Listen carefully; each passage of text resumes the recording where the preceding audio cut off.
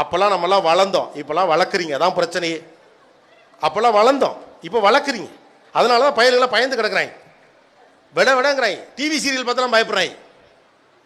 அப்படி தானே? உண்மையே இல்லையா? நீங்கள் கவனிச்சு பாருங்களேன். இப்போ ஒத்த பிள்ளை வச்சுருக்கீங்க, ஓவராக பார்த்துக்கிறீங்க.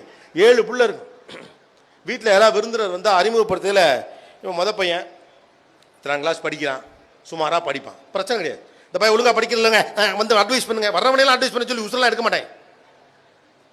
சுமாராக படிப்பான். இப்போ 2ஆவது பிள்ளைங்க ஸ்போர்ட்ஸ் நல்லா விளாட்றான், சரி விளையாட்டில் போடான்னு விட்டுட்டேன். இப்போ 3ஆவது பையன் படிப்பு சரியாக வரல, கடையில் எங்க கூட இருக்கான். இவன் 4ஆவதா 5ஆவதான்னு தெரியல, ஏண்டே இவன் 4ஆ 5ஆ அப்படிம்பாரு. கடைசியில் 7ஆவது ஒரு பையன், இவன் அடுப்பிலே கிடக்கிறான், என்ன பண்ண போறான்னு தெரியல. இவன் 8ஆவது வாத்தியார் அடிச்சு விட்டான்னு வீட்டுக்கு வந்துட்டான். அப்பாக்களுக்கு பயமே இல்லை, 7 பிள்ளையை பெற்றோம்னு எந்த பயமும் இல்லை. ஏன்னா எல்லாரையும் சூப்பர் டூப்பர் ஆக்கணும் அவர் நம்பலை.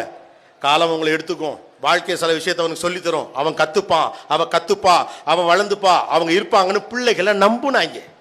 தந்தைகளுக்கு இருந்த நம்பிக்கையில் 1% கூட நம்மகிட்ட இல்லை. அவங்கள்ட்ட இந்த முரட்டுத்தனமும் நம்மகிட்ட இல்லை. அதான் நான் சொன்னேன், நம்மளாம் வளர்ந்தோம், இப்போல்லாம் வளர்க்குறோம். வளர்ந்தா அதுக்கு பேர் மரம், வளர்த்தா அதுக்கு பேர் குரோட்டன் செடி. சரியா? உங்கள் புள்ள மரமா குரோட்டன் செடியா நீங்கள் தான் முடிவு பண்ணணும்.